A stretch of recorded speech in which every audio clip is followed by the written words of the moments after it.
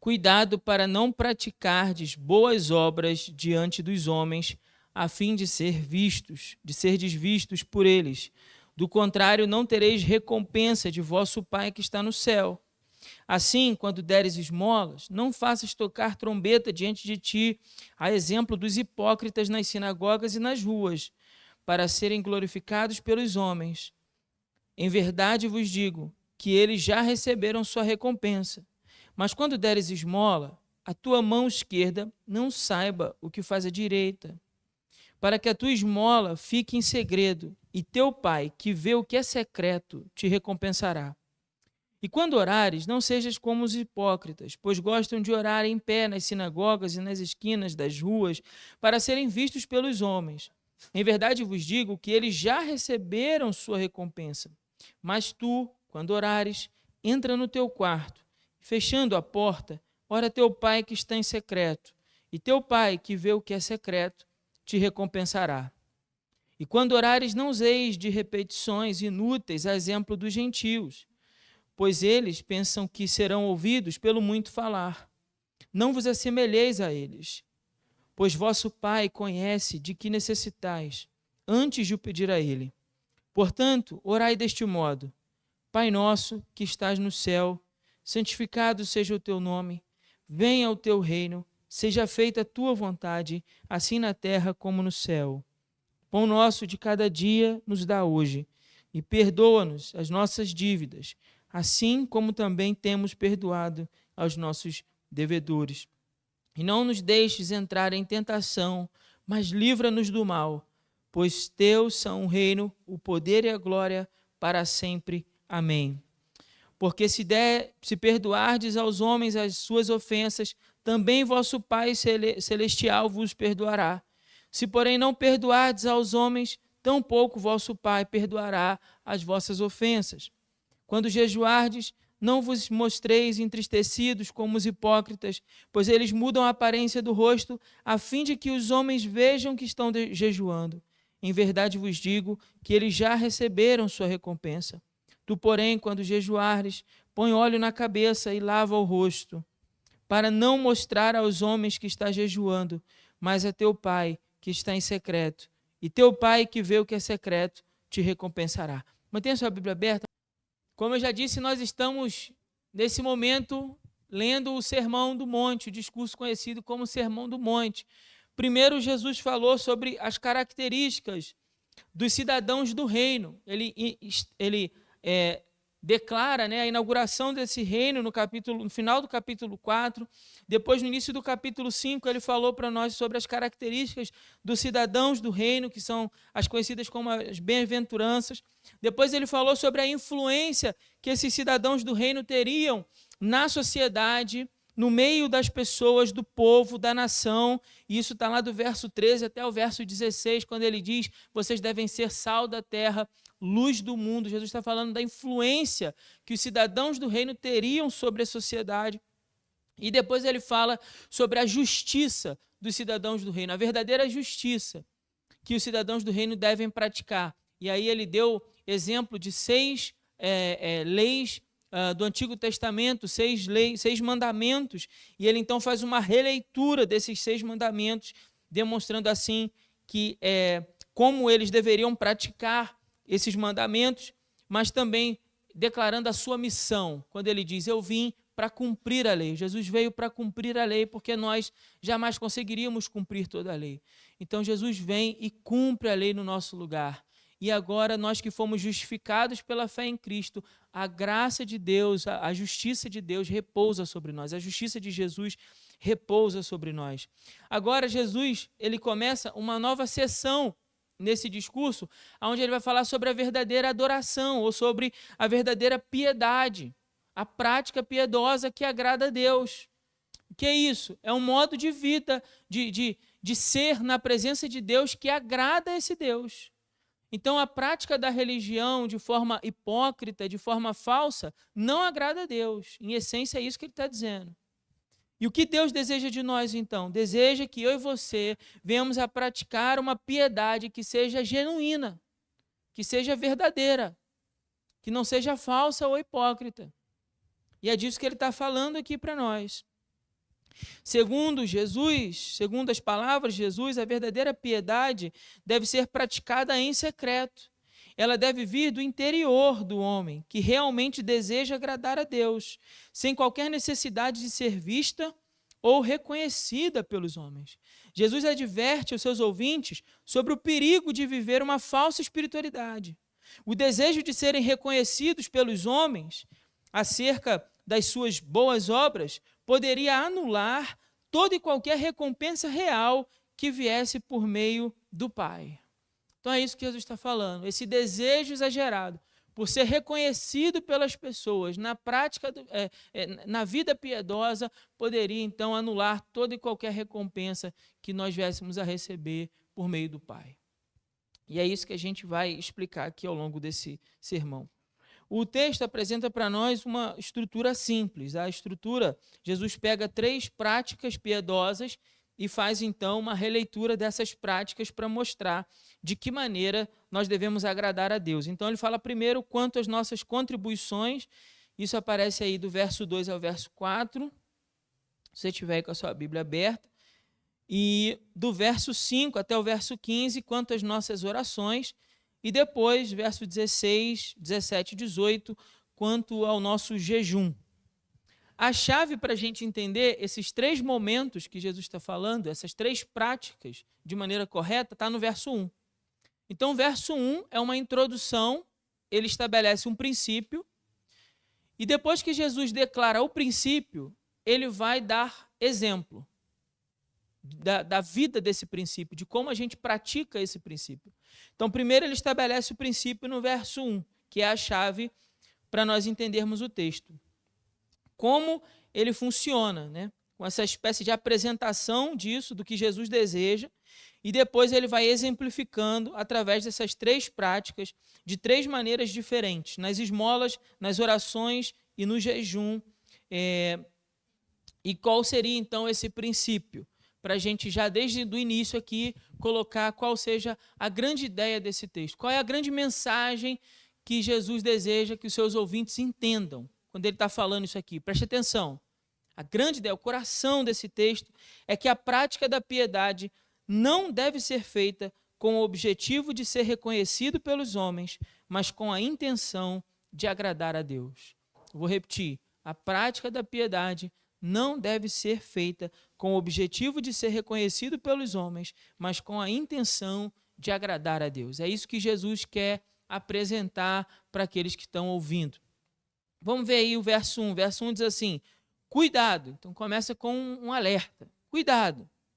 Cuidado para não praticardes boas obras diante dos homens, a fim de serdes vistos por ele.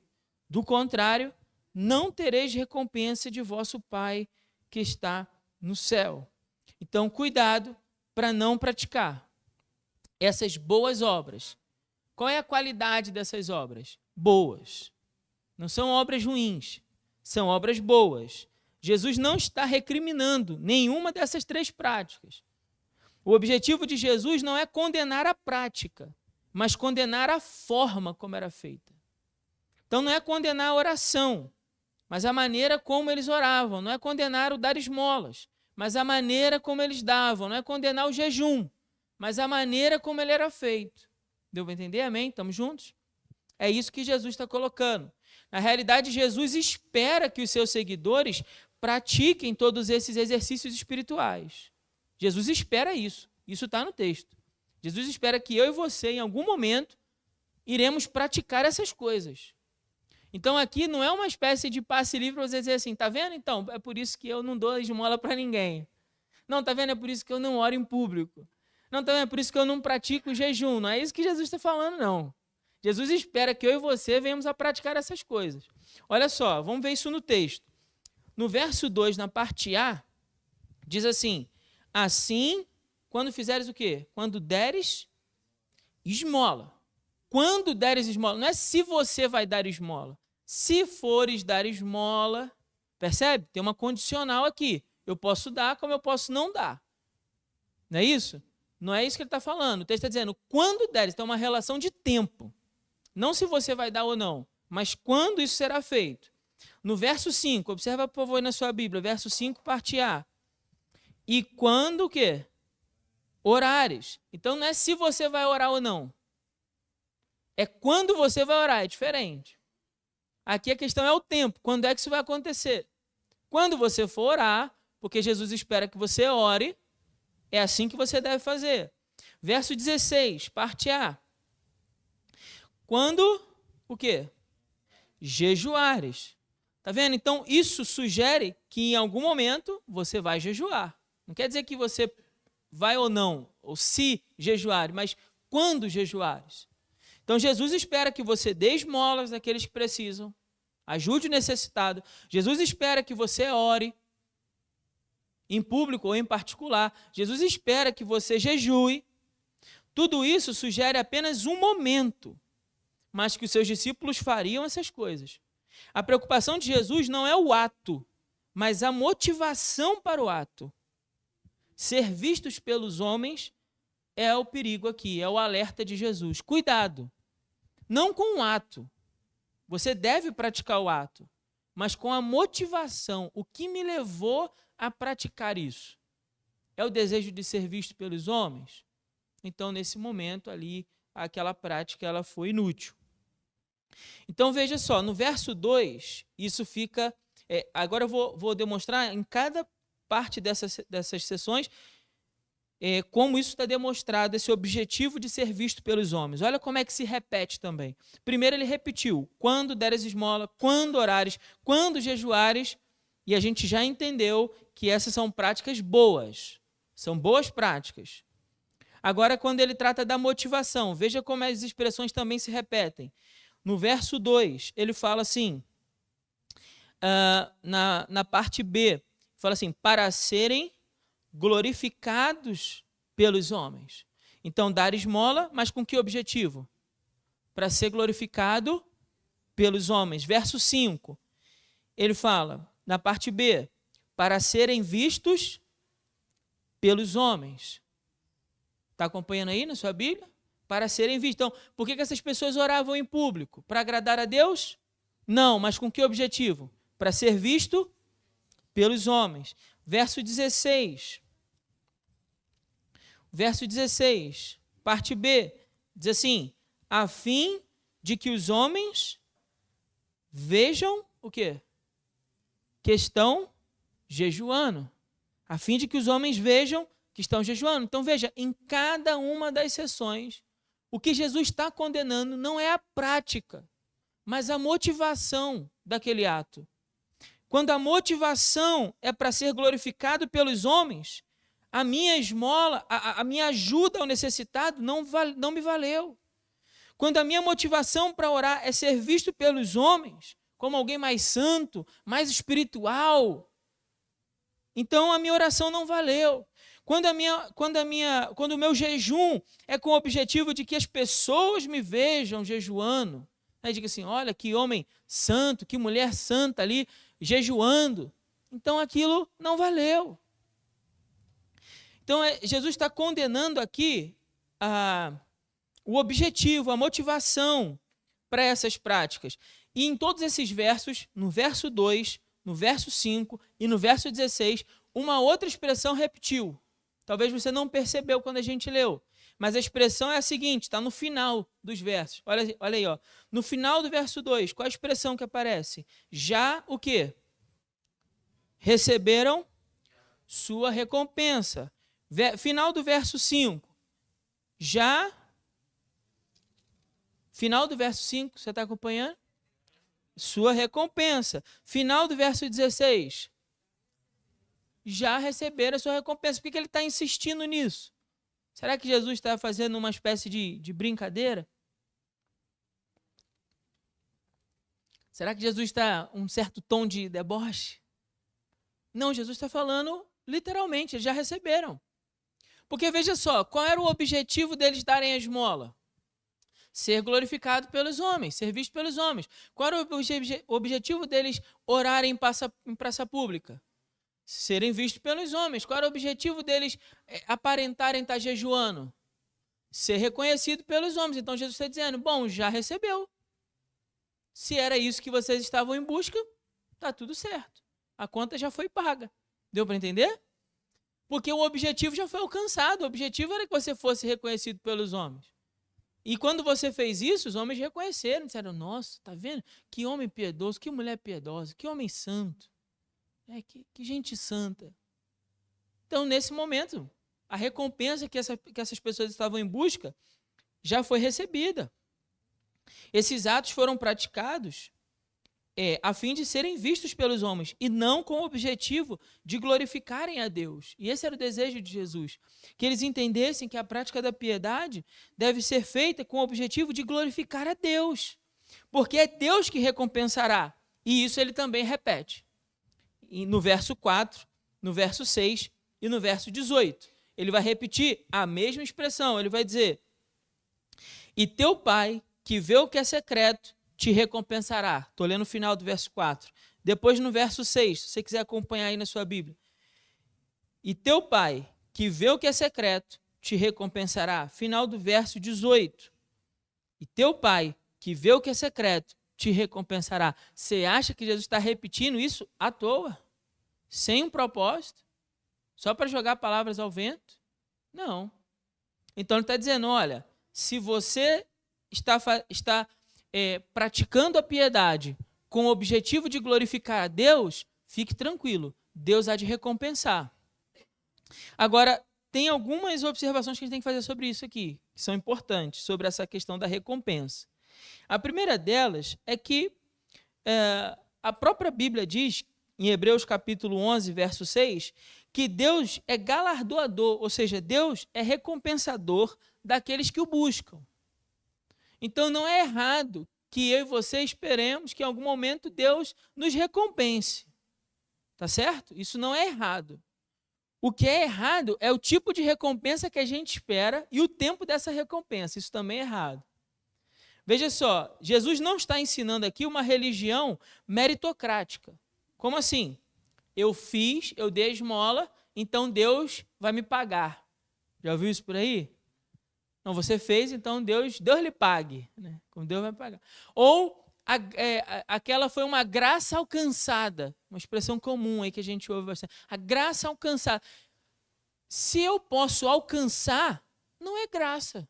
Porque a graça é um favor que eu não mereço. A graça é um favor que eu não consigo pelas minhas próprias mãos. A graça é um favor que nós recebemos de Deus. Então não existe graça alcançada. A graça que me foi derramada sobre mim, a graça que me foi dada por Deus, não por mérito meu, mas por obra da sua graça. Por obra do favor imerecido que desce do céu sobre nós. Então Jesus não está ensinando uma religião meritocrática. Nós sabemos que toda dádiva vem de Deus. Amém ou não? Toda boa dádiva desce dos céus e é um dom de Deus. E que a graça é esse favor imerecido que nós nada podemos fazer para alcançar. Então você não pode trocar. Você não pode barganhar com Deus. Seja por meio da esmola. Está vendo, Senhor? Olha aqui como é que eu sou uma pessoa boa. Deus, olha para mim, tá? Porque aqui, eu estou ajudando essa pessoa aqui. Né? No primeiro momento, está falando assim, não fica preocupado com o que as pessoas vão pensar, não. Mas no segundo momento, eu estou preocupado com o que eu vou pensar e estou dizendo assim, Deus, aqui, estou ajudando, hein? Aqui. Então, isso é uma troca. Ou então, eu vou orar. E aí eu vou orar e Deus vai fazer. Né? Porque a oração, ela move o coração de Deus. É uma frase um tanto quanto equivocada, porque não é a minha oração que move o coração de Deus a meu favor. É o mérito de Cristo naquela cruz, que move o coração de Deus em direção a mim. Agora, o que eu posso fazer é apresentar diante dele as minhas necessidades em oração. Mas nunca como troca. Não, eu vou orar, então Deus vai fazer. Eu vou orar. E que seja feita a vontade de Deus. A gente vai falar disso aqui na hora que a gente for tratar dessa parte específica. Percebe? Eu vou jejuar, e então vou jejuar, e aí vou fazer um voto com Deus, não vou comer nem beber, para que Deus faça isso. Está certo isso? Não. Porque se Deus decidir fazer, é obra da sua graça. Não é porque eu jejuei, não é porque eu orei, não é porque eu dei esmola, mas é porque Deus decidiu nos abençoar. Agora, isso significa que você não deve fazer essas coisas? É isso que eu estou dizendo? Não. Graças a Deus você entendeu isso. Você vai fazer com o objetivo de glorificar a Deus. E a recompensa virá do Senhor. A recompensa virá do Senhor, porque a Bíblia não mente. Deus não mente. Deus é galardoador dos que o buscam. Hebreus 11:6. Como essa recompensa se dará? Não sabemos. Normalmente, a gente erra por achar que essa recompensa ela é material ou imediata. Não é assim? A gente normalmente pensa que essa recompensa que vai vir de Deus, que Jesus está falando, ela é material ou imediata. Então, a recompensa que o texto se refere pode simplesmente ser correspondente ao que se busca naquele ato. Veja só, quem praticou a dar esmola a fim de ser visto, recebeu a recompensa. Foi visto pelos homens, foi louvado pelos homens. Jesus falou, ó, recebeu a recompensa, está feito. A minha recompensa em ajudar alguém também pode ser manifestada naquele ato, mesmo sem uma intenção de ser visto, só entre eu e Deus, sabemos disso, pelo fato de que, ao poder ajudar aquela pessoa, eu só pude ajudar aquela pessoa pelo privilégio que eu tinha recursos. Você já pensou nisso? Você jamais poderia ajudar alguém se você não tiver nada, sim ou não? Então, até mesmo no ato de eu ajudar uma pessoa, ao dar aquilo para uma pessoa que está precisando, nesse momento já existe uma recompensa em si mesmo. O privilégio de eu ter recursos para fazer. Eu poderia não ter. Eu poderia estar numa condição de não ter nada, nem para mim, que dirá dividir com alguém. Então, só no fato de dividir com alguém, isso gera uma recompensa maravilhosa. Deus, que é gracioso, Deus que é rico em amor, em bondade para comigo, já tem me visitado a ponto de me fornecer os recursos necessários, inclusive, não apenas para ter para as minhas próprias necessidades, mas a fim de ter com quem compartilhar. Isso é uma dádiva. Isso é uma dádiva. Isso também é recompensa. Eu posso dar esmola e nisso está a minha recompensa. Eu posso orar. E aí você diz, e que recompensas teria em orar? Bom, eu posso te dizer várias. A primeira delas é ser ouvido por Deus. Porque pensam, ser pecador como eu e você, sermos ouvidos pelo Criador do universo. Um Deus todo-poderoso. Um Deus santo. Ouvir palavras de pobres pecadores como eu e você, corruptos, numa natureza caída. A gente não sabe nem o que deveria dizer diante da majestade de Deus. Que dirá saber que quando você ora, Deus ouve as nossas orações. Isso por si só é um privilégio.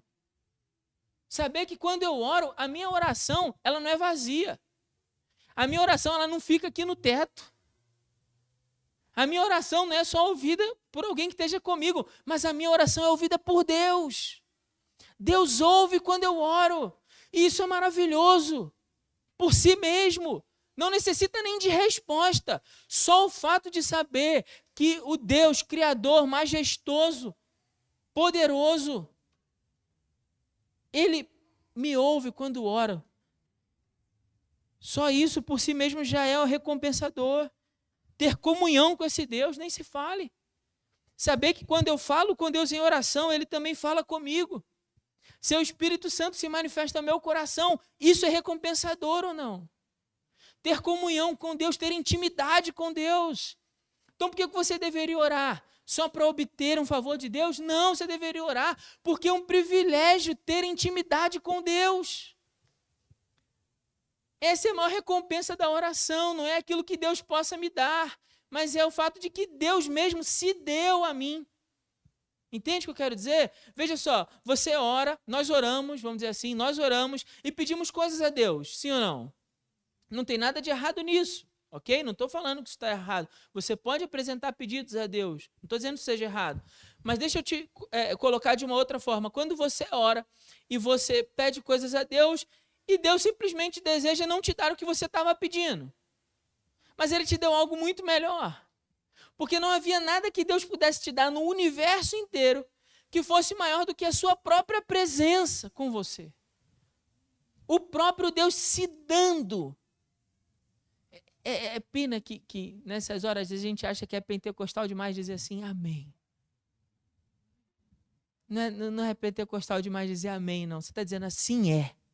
Quando eu oro, Deus se dá a mim de si mesmo. O privilégio de estar na presença. Amém. Graças a Deus você entendeu o que eu quis dizer agora. Agora eu senti firmeza em vocês. Tá certo? Porque essa é a maior das recompensas, saber que quando nós oramos, temos intimidade com Deus, nós apresentamos as nossas necessidades. E sobre tudo isso, nós podemos ser ouvidos por Deus. Ouvidos por Deus. Bom, eu poderia dar outros exemplos, como a questão do jejum, quando você busca e obtém de Deus a intimidade. Quando você tem prazer de viver na presença do Senhor de uma maneira piedosa e genuína e não hipócrita. E viver na presença do Senhor é a recompensa. Não existe, irmão, uma recompensa maior que Deus possa te dar. Entende? Às vezes nós ficamos pensando que a nossa relação com Deus se baseia em coisas. A gente é criança. A gente é imaturo. Sabe, porque é o meu filho de 6 anos que fica preocupado quando eu viajo, se quando eu voltei eu trouxe um brinquedo. Não é assim que seu filho também faz? Ele fica preocupado porque ele é criança.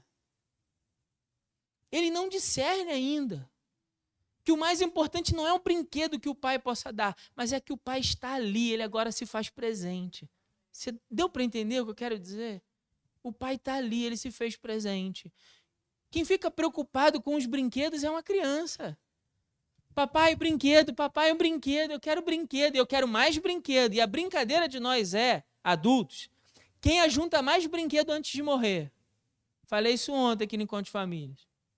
A nossa brincadeira materialista é quem ajunta mais brinquedo. E quem ajuntar mais brinquedo antes de morrer ganha. Aí a gente está nessa corrida exagerada e a gente carrega isso na igreja. E a gente carrega isso para a nossa relação com Deus. E essa relação com Deus mais parece uma lista de compra de supermercado do que uma relação de intimidade, de amizade, de sinceridade, de desinteresse, mas de genuína atenção. De falar assim, Deus, eu estou aqui só pela tua presença. Eu não estou aqui pelos brinquedos, Pai. Porque eu já superei essa fase e agora eu estou compreendendo que mais importante do que os brinquedos é que o Senhor esteja comigo. Essa é a recompensa. Nós poderíamos dar muitos exemplos, mas eu quero avançar. Então, veja, agora tratando de cada ponto da estrutura especificamente. Agora que a gente tem esse olhar geral do texto. No verso 2 a 4, quando ele fala da esmola. Dar esmola seria errado? Sim ou não? Não, não é isso que ele está falando. Dar esmola não é errado. O que seria errado é que a minha motivação ao dar esmola seja ser reconhecido pelas pessoas. Veja só, ele diz assim quando deres esmola, não faça trocar trombeta diante de ti, a exemplo dos hipócritas nas sinagogas e nas ruas, para serem glorificados pelos homens. Mas aí ele diz, mas quando deres esmola, a tua mão esquerda não saiba o que faz a direita. E esse texto, na hora que a gente está estudando, é complicado. Porque pensa, é possível a minha mão esquerda não saber o que a direita fez? É possível? Não é possível, irmão. Seu cérebro sabe o que sua mão esquerda fez. E imediatamente isso está ligado pelo seu corpo. Não tem como você esconder isso. Jesus não está falando disso. Jesus está falando desse desprendimento. Olha o que ele diz aí, nesse verso 3, ele fala, quando deres a esmola, a tua mão esquerda não sabe o que a direita faz. Por quê? Para que haja um desprendimento de mim ao ajudar alguém. Um desprendimento da minha parte. Não significa, irmãos, aqui tem um detalhe importante para a gente pensar à luz da Bíblia, né? Que não significa que eu tenha que dar uma esmola, por exemplo, eu vou ajudar ali o João, e essa ajuda ao João só vale se ninguém souber. Se alguém souber, não vale. Também não é isso que o texto está dizendo. Não é isso. O problema não é alguém saber. O problema é a motivação pela qual aquele ato se torna público. Porque, veja, Jesus não poderia se contradizer. Nesse mesmo discurso, no capítulo 5, versos de 13 a 16, ele diz que eu e você seríamos sal da terra. Então o mundo veria a nossa diferença. Nós seríamos luz do mundo. Então o mundo testemunharia a nossa diferença. O mundo tomaria conhecimento dos nossos atos. O que ele está dizendo não é isso. Não é que esse ato seja errado se ele se tornar público. Ele é errado se o interesse dele for as pessoas. E isso que é errado. Porque eu posso ajudar o João e, de repente, o João até se sentir à vontade para contar isso para o Pedro. E aí, daqui a pouco, o Pedro, o Tiago, os apóstolos inteiros sabem do negócio. Não é assim que acontece? De repente, todos os apóstolos vão ficar sabendo. Eu ajudei o João. O João quis contar. Mas a minha intenção não era tornar público para todos os apóstolos que eu ajudei o João. Deu para entender? A minha intenção não era essa. E aí na Bíblia a gente tem alguns exemplos disso. Lá em Atos, por exemplo, capítulo 4, versos de 34 ao 37, aparece o exemplo de Barnabé. Barnabé foi um homem que vendeu um terreno, pegou todo o dinheiro desse terreno e ofertou. E a igreja sabia disso. E Deus aprovou a oferta de Barnabé. Não é isso? Sim ou não? Aprovou, Deus aprovou. Aquela oferta se tornou pública. Mas aquela oferta não foi dada para que as pessoas soubessem. Agora, na sequência, o texto conta a história de Ananias e Safira. Uma outra oferta que também se tornou pública. Mas essa oferta do capítulo 5, versos de 1 a 11, essa foi reprovada. E por que foi reprovada? Porque se tornou pública? Não. Mas porque a intenção era ser reconhecida pelos homens. Então é isso que Jesus está dizendo. Não é que eu só vale se eu ajudar em segredo. Às vezes, o fato de eu ter ajudado e aquilo se tornar público é até um encorajamento para que outros também ajudem. Não é assim? Às vezes, aquilo vai encorajar outras pessoas a ajudarem. Veja o que está acontecendo, por exemplo, no Rio Grande do Sul. Pessoas ajudando e isso encorajando outras pessoas a ajudarem também. Então, louvado seja Deus por isso. O problema não é se tornar público. O problema é quando a minha motivação está nas pessoas. No que as pessoas irão pensar daquele ato. Então, a igreja é sobre de ambas as ofertas. Uma foi aprovada por Deus e outra reprovada. Porque o problema não estava em que as pessoas soubessem da oferta, mas na intenção do coração. Né? Depois, quanto à oração, eu não vou tratar da oração especificamente, né?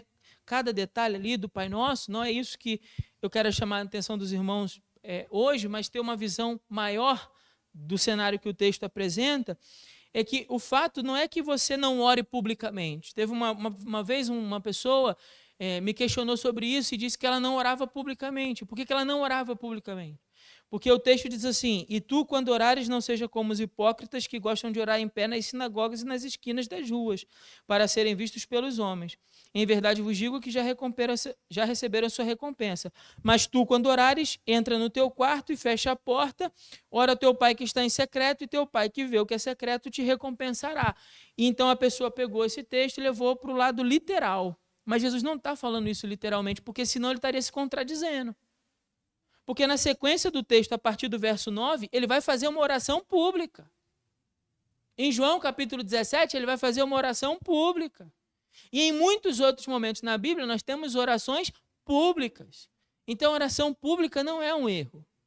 Um erro é quando a minha oração, ainda que pública, tem o alvo alcançar o coração das pessoas e não ser ouvido por Deus. Esse é o problema. Então, não é, agora eu não oro mais com ninguém. Por quê? Porque o texto fala para você orar no quarto. Não é isso que o texto está dizendo. Não é isso que Jesus está querendo dizer. Jesus está querendo dizer que, olha, se você vai fazer isso para se aparecer para as pessoas, é melhor você fazer isso dentro de um quarto. E por que dentro do quarto? Porque dentro do quarto não existe performance. A religião exalta a performance. Eu posso vir aqui ao púlpito diante de você e ter uma performance de alguém santo, espiritual, quando na realidade meu coração está dominado pelo ódio, pela amargura, pelo engano, pela religiosidade, pela má intenção. Entende? Então, a religiosidade exalta a performance. Deus se manifesta para aquele ser que você é quando ninguém está olhando. Então, quem é você lá no secreto do seu quarto? É esse ser que Deus deseja se manifestar e dar de si mesmo. Não o eu que eu sou na coletividade. Porque na coletividade, muitas vezes eu vou me deixar levar pelo coração e ceder à necessidade da performance. Agora, no secreto, não. No secreto é o lugar onde você chama os teus pecados pelo nome.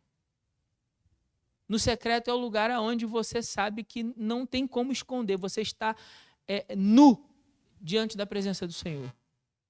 Nu. Não há nada que você possa esconder ali. E é ali, no secreto. Então Jesus está dizendo isso. Ele está dizendo, olha, é com esse ser do secreto que Deus deseja se relacionar. Interessante é que para cada uma dessas etapas, Jesus coloca algo para guardar o coração. Ele pretende guardar o nosso coração. Veja, no verso 3 ele falou sobre a mão direita não saber o que a mão esquerda não saber o que a direita faz. Aqui nessa sessão, no verso 6, ele fala sobre fechar a porta, ir para o secreto. Também é uma maneira de guardar meu coração. Ele está me dando recursos. Está dizendo assim, olha, quando você der uma esmola, não fica muito preocupado com o que você fez, não. Com o dinheiro que você fez, não. Com o que você ofertou, não. Esquece isso. Que a sua mão direita nem sabe, a sua esquerda nem sabe o que a direita fez. Agora ele está dizendo a mesma coisa. Ele fala assim, olha, se você está se deixando levar, vai para o secreto. Vai para o quarto, fecha a porta. Guarda o seu coração. Para que o desejo de ser reconhecido pelas pessoas não acabe sobrepujando a vontade de agradar a Deus. Então, tanto o falador como o tímido visam um público. Assim como o falador deseja falar muito para ser ouvido, o tímido também tem a preocupação em quem? Nas pessoas. Por que eu tenho vergonha de falar, de orar em público? Não quero orar, não. Por que você tem vergonha? Porque você está preocupado com o que as pessoas vão pensar do que você vai falar, sim ou não? Porque se você não tivesse preocupado, você falaria e pronto. Então, tanto o que fala muito, faz aquelas orações extensas, parece que não vai acabar nunca. Normalmente, a gente que não ora no secreto. Você vê uma pessoa que ora interminavelmente, normalmente ela não está em oração constante. Se tivesse, você seria objetivo. Se tivesse, você iria direto ao ponto. Porque eu já falei tudo que tinha para falar para Deus em secreto, agora é só o objetivo. Vamos lá, se o que está acontecendo é isso, você iria direto ao ponto. Mas o tímido também peca. Jesus não desejava também repetição mecânica, que essas palavras fossem repetidas exaustivamente, mas que elas respeitassem princípios. É isso que trata a oração do Pai Nosso, princípios a serem vistos na oração. Veja só, verso 9 fala da exaltação a Deus. Pai Nosso, que estás no céu, santificado seja o teu nome. A minha oração deve ser carregada por exaltação a Deus, pela submissão a Deus. Ele diz no verso 10, venha o teu reino e seja feita a tua vontade. Aqui a gente podia parar e fazer um sermão um dia inteiro só falando desse ponto. Porque se tem algo errado na nossa oração, é isso. Muitas vezes a gente acha que orar é um instrumento para levar Deus a realizar a minha vontade. Então eu vou orar, eu vou fazer uso dessa ferramenta espiritual para que Deus faça a minha vontade. Enquanto a oração do Pai Nosso estabelece um outro princípio, que é o quê? A submissão. Deus, o que eu acho, o que eu desejo, o que importa é que o Senhor ache, o que o Senhor deseja. O que o Senhor deseja disso? É essa submissão. Outro princípio que deve ter na nossa oração, a dependência de Deus. Verso 11. Ele fala, o pão nosso de cada dia nos dá hoje. Então eu não me sustento. A minha vida não se sustenta em si mesma. Mas é Deus quem sustenta os meus dias. É Deus que me dá o pão de cada dia para que eu possa viver. Não é a força do meu braço, a minha capacidade intelectual que alcançam as coisas. Então, para que eu me lembre disso, Jesus está falando, olha, lembre-se que o pão de cada dia é Deus quem dá. Isso sugere o quê? Dependência. Quando eu vou orar, eu preciso compreender que eu dependo de Deus. O que mais? Que o princípio a gente pode ver também aí, confissão de pecado. Verso 12, verso 13, perdoa as nossas dívidas, assim como também temos perdoados os nossos devedores. Perdoa as nossas dívidas. Então, sugere que eu tenho dívidas. Eu tenho dívidas. Eu tenho pecados, eu tenho erros, eu tenho falhas. Então eu vou a Deus em confissão e arrependimento. A minha oração precisa ser pautada por confissão e arrependimento. E uma súplica. Súplica é o pedido insistente. É o pedido humilde. Estou suplicando a Deus, nos dá hoje, livra-nos do mal. Ele está suplicando a Deus. E essas coisas precisam estar nas nossas orações. E quanto ao jejum, dos versos 16 ao 18, o jejum não é só para deixar de comer alguma coisa. Já viu isso? A gente fala assim, estou fazendo jejum de Coca-Cola. Estou fazendo jejum de chocolate. Não, o jejum não é só deixar de comer alguma coisa. O jejum é a total abstinência de comida, com um propósito espiritual. E que propósito é esse? Separar um tempo de renúncia do corpo para uma busca pela presença de Deus. Então, eu renuncio a comida, eu renuncio a bebida, que são necessários para a minha vida, para a manutenção da minha vida. E eu estou declarando com esse ato, passado ali, na presença de Deus em oração. Então, não é eu só deixar de comer e beber, mas é eu deixar de comer e beber e estar em constante oração. É isso que deve acompanhar o jejum. E aí eu estou deixando de comer, estou deixando de beber para declarar ao Senhor que mais do que o pão e do que a água, eu preciso da sua presença na minha vida. Que eu posso viver sem ter o que comer, mas eu não posso viver sem a presença de Deus. É isso que eu estou declarando ali no ato de jejuar. Então esse propósito de buscar a Deus. O jejum também é praticado na Bíblia com o propósito de confessar pecados. Vou avançar por conta do nosso horário. Também é praticado na busca de direção. Eu estou para tomar uma decisão, eu estou para fazer uma escolha importante. Então eu busco a Deus em jejum e oração.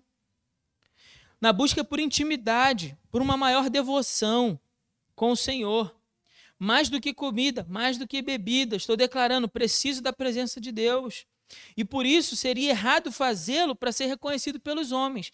E aqui Jesus também coloca um versículo para guardar o coração. O verso é o verso 17.